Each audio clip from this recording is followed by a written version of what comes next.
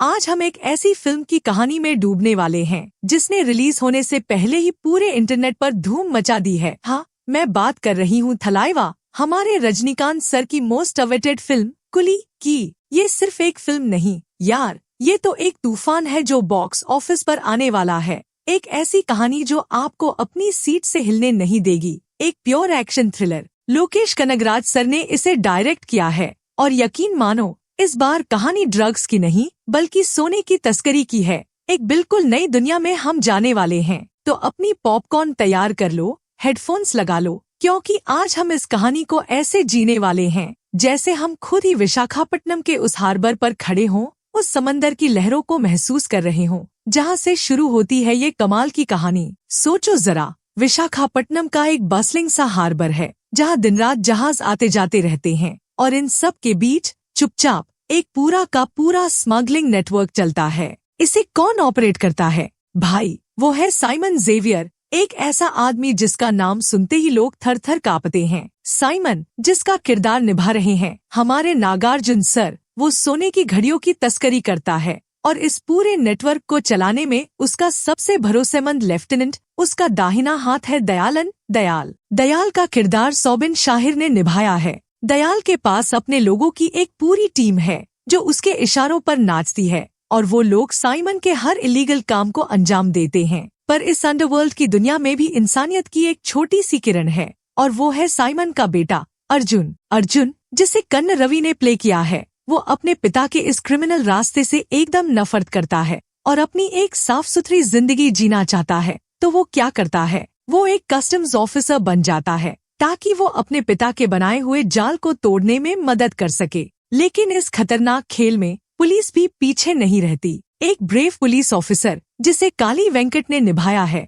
वो एक कुली बनकर डिस्गाइज में साइमन के ऑपरेशंस में घुसने की कोशिश करता है। वो घुस तो जाता है पर किस्मत को कुछ और ही मंजूर होता है। दयाल को उसके अंडरकवर होने का शक हो जाता है और दयाल उसे बेरहमी से मार डालता है। अब जब एक पुलिस वाला मारा गया है तो दयाल को पता है कि मामला यहीं खत्म नहीं होगा। वो एक और खतरनाक अनाउंसमेंट करता है। वो कहता है कि कुलियों के बीच एक और अंडरकवर ऑफिसर है और जो कोई भी उसे आइडेंटिफाई करेगा उसे पूरे 2 रुपए करोड़ का इनाम मिलेगा। सोचो, 2 रुपए करोड़। ये अनाउंसमेंट ही इतनी टेंशन क्रिएट कर देती है कि हर कुली एक दूसरे पर शक करने लगता है। वो माहौल एकदम टेंस हो जाता है।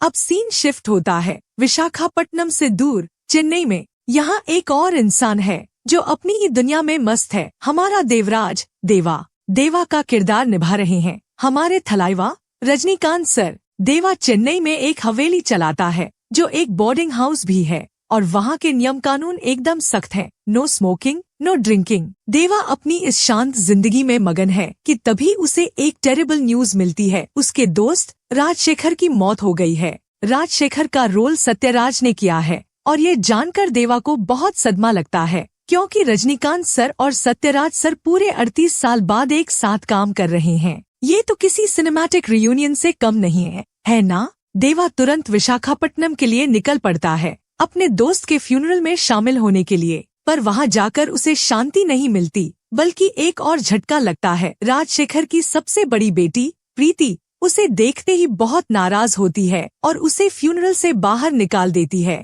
श्रुति हासन ने प्रीति का किरदार निभाया है और ये कैरेक्टर राजशेखर की बेटी है। ये श्रुति ने खुद बताया है। प्रीति की ऐसी रिएक्शन से देवा को और ज्यादा शक होता है, क्योंकि वो जानता है कि उसका दोस्त राजशेखर ऐसे अचानक नहीं जा सकता। उसे लगता है कि इस मौत के पीछे कुछ तो गड़बड़ है। ऑटोप्सी रिपोर्ट तो कहती है कि राजशेखर की मौत हार्ट अटैक से हुई है, पर देवा को कुछ ऐसे सबूत मिलते हैं जो बताते हैं कि राजशेखर को सीने पर एक जोरदार ब्लो, एक पावरफुल वार से मारा गया था। देवा सबसे पहले प्रीति से ही पूछताछ करता है, पर प्रीति उसे कहती है कि अब इस मामले को छोड़ देना चाहिए क्योंकि इससे उसके पिता वापस तो नहीं आएंगे। पर देवा को ये बात बिल्कुल हजम नहीं होती। उसे पता है कि ये सिर्फ एक साधारण मौत नहीं है।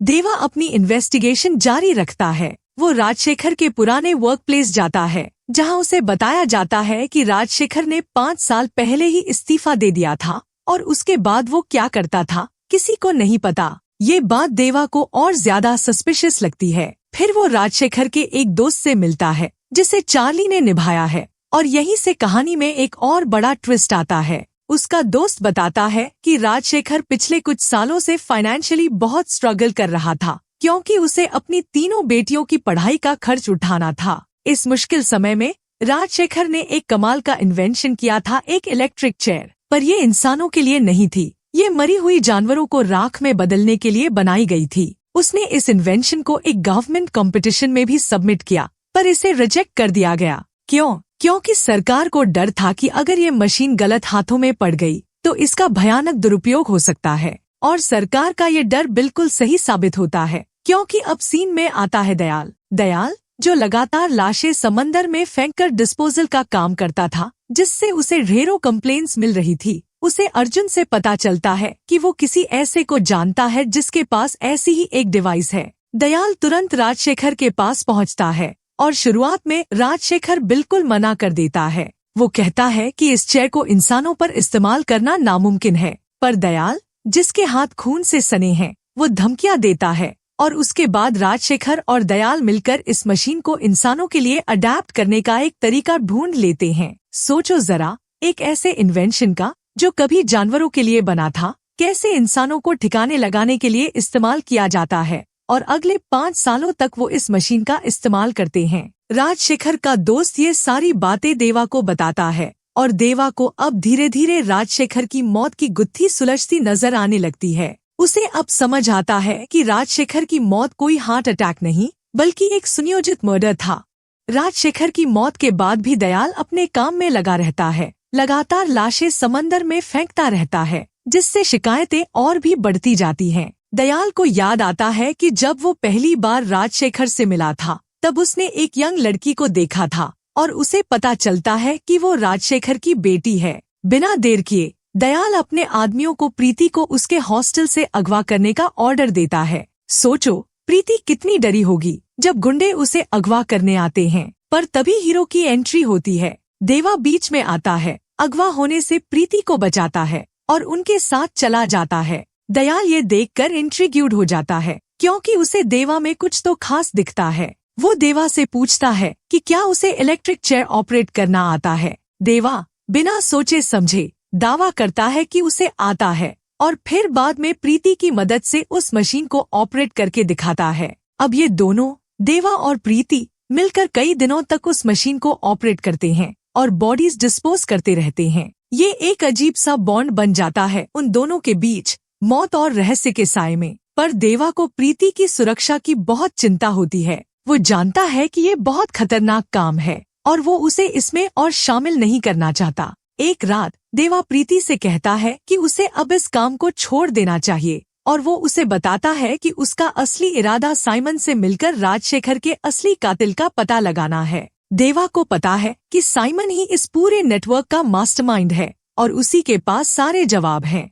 और फिर आता है वो पल जो पूरी कहानी का सबसे बड़ा ट्विस्ट है। उसी रात साइमन खुद उन्हें फोन करता है एक बॉडी कलेक्ट करने के लिए। जब देवा और साइमन पहली बार मिलते हैं तो साइमन को ऐसा लगता है कि उसने देवा को कहीं देखा है, पर वो उसे पहचान नहीं पाता। वो देवा को बॉडी ले जाने के लिए कहता है और जब वो बॉडी दिखाते हैं तो देवा और प्रीति दोनों चौंक जाते हैं, क्योंकि वो बॉडी किसी और की नहीं बल्कि दयाल की होती है। हाँ, सही सुना आपने, दयाल, जो साइमन का सबसे भरोसेमंद आदमी था, उसे साइमन ने खुद मार डाला था। क्यों? क्योंकि साइमन को पता चल गया था कि दयाल कोई और नहीं बल्कि एक अंडरकवर पुलिस ऑफिसर था। सोचो जरा, कितनी शातिर चाल थी ये साइमन की कि उसने अपने ही भरोसेमंद आदमी को मार डाला, सिर्फ इसलिए क्योंकि वो एक अंडरकवर कॉप निकला। यहाँ आकर कहानी में एक बहुत बड़ा मोमेंट आता है, एक बहुत बड़ा खुलासा। अब देवा के सामने साफ हो जाता है कि राजशेखर की मौत का कनेक्शन सीधे साइमन के नेटवर्क से था और दयाल भी उसी जाल का एक मोहरा था। अब जब दयाल एक्सपोज हो चुका है और साइमन ने उसे मार डाला है, तो देवा को समझ आता है कि ये सिर्फ राजशेखर की मौत का बदला नहीं बल्कि एक बड़े सिस्टम को तोड़ने की लड़ाई है। देवा, जो एक फॉर्मर कूली यूनियन लीडर था, जिसके अंदर कूलियों के शोषण के खिलाफ आवाज उठाने की आग हमेशा से जलती थी, उसे अब साइमन जेवियर के भ्रष्ट सिंडिकेट के खिलाफ खड़ा होना है। साइमन का ये सिंडिकेट न सिर्फ सोने की तस्करी करता है बल्कि विशाखापट्टनम के पोर्ट टाउन में कूलियों का शोषण और दुर्व्यवहार भी करता है। देवा, जिसे रजनीकांत सर ने अपने सिग्नेचर स्वैग और सिनेमैटिक अंदाज में निभाया है। अब वो इन कूलीज की आवाज बन गया है, जो इस पूरे सिस्टम को उखाड़ फेंकने के लिए तैयार है। वो जानता है कि राजशेखर को भी इसी करप्ट सिस्टम ने मारा है, और अब उसकी लड़ाई सिर्फ अपने दोस्त के लिए नहीं, बल्कि उन सभी मजदूरों के लिए है, उन सभी कूलियों के लिए है जिनका शोषण साइमन कर रहा है। कहानी अब एक धमाकेदार एक्शन थ्रिलर में बदल जाती है, जहां देवा को साइमन के पूरे नेटवर्क को डिसमेंटल करना है। वो साइमन से बदला लेगा, न सिर्फ राजशेखर की मौत का, बल्कि उन सभी कूलीज की तरफ से जिनके हक साइमन ने छीने हैं। ये सिर्फ सोने की तस्करी नहीं, ये पावर, करप्शन और जस्टिस की लड़ाई है। साइमन, जिसका किरदार नागार्जुन सर ने एक स्पाइन चिलिंग विलन के तौर पर निभाया है, वो देवा के सामने एक फॉर्मिडेबल चुनौती पेश करता है। लेकिन देवा भी हार मानने वालों में से नहीं। उसे पता है कि ये युद्ध लंबा चलेगा, पर वो हार नहीं मानेगा। अब देवा अपने उस कूली यूनियन लीडर वाले जज्बे के साथ एक एक करके साइमन के आदमियों को ठिकाने लगाता है, उसके हर स्मगलिंग ऑपरेशन को ध्वस्त करता है, और आखिरकार वो दिन आता है जब देवा और साइमन आमने सामने होते हैं। ये कोई मामूली लड़ाई नहीं, ये एक ऐसी भिड़ंत है जो पूरे पोर्ट टाउन में गूंज उठती है। देवा अपने पुराने कूली साथियों को एकजुट करता है, उन्हें इस लड़ाई में शामिल होने के लिए इंस्पायर करता है। वो सिर्फ एक अकेला हीरो नहीं, वो अब उन सभी कूलीज की उम्मीद है जिनकी आवाज को दबाया गया है। देवा अपनी जबरदस्त एक्शन स्किल्स और रणनीतिक चालों से साइमन के एम्पायर को हिला देता है। फिल्म का क्लाइमैक्स एक इंटेंस फेस ऑफ है, जहां देवा और साइमन आमने सामने हैं, और इस बार सिर्फ फिस्ट्स और गन्स की नहीं, बल्कि आइडियोलॉजीज की लड़ाई है। देवा अपने सिग्नेचर स्टाइल में साइमन को उसकी क्रूरता का लेसन सिखाता है और उसे उसके ही जाल में फंसा लेता है। आखिर में साइमन का राज खत्म होता है और पोर्ट टाउन के कूलियों को न्याय मिलता है। देवा एक बार फिर से उन कूलीज का मसीहा बन जाता है जिसने उनके शोषण का अंत किया। और बस ये कहानी यहीं खत्म होती है, एक धमाकेदार एंडिंग के साथ, जो बताती है कि एक सच्चा लीडर हमेशा अपने लोगों के हक के लिए खड़ा रहता है, चाहे मुश्किलें कितनी भी क्यों न हो। तो दोस्तों, कैसी लगी आपको कुली की ये पूरी कहानी? मुझे पता है आप भी मेरी तरह अब इस फिल्म को बड़े पर्दे पर देखने के लिए बेताब होंगे। रजनीकांत सर का वो क्लासिक स्वैग, नागार्जुन सर का मेनेसिंग विलेनस एक्ट और लोकेश कनगराज सर का सिनेमैटिक विजन, ये सब मिलकर एक अनफॉरगेटेबल एक्सपीरियंस देने वाले हैं। मुझे उम्मीद है कि आपको ये स्टोरी एक्सप्लेनेशन पसंद आया होगा। अगर आपने अभी तक हमारे चैनल को सब्सक्राइब नहीं किया है, तो देर किस बात की, अभी करो और इस वीडियो को लाइक और शेयर करना मत भूलना। हम मिलते हैं बहुत जल्द एक और धमाकेदार फिल्म की कहानी के साथ। तब तक के लिए अपना ख्याल रखना और मूवीज देखते रहना। Bye bye, take care.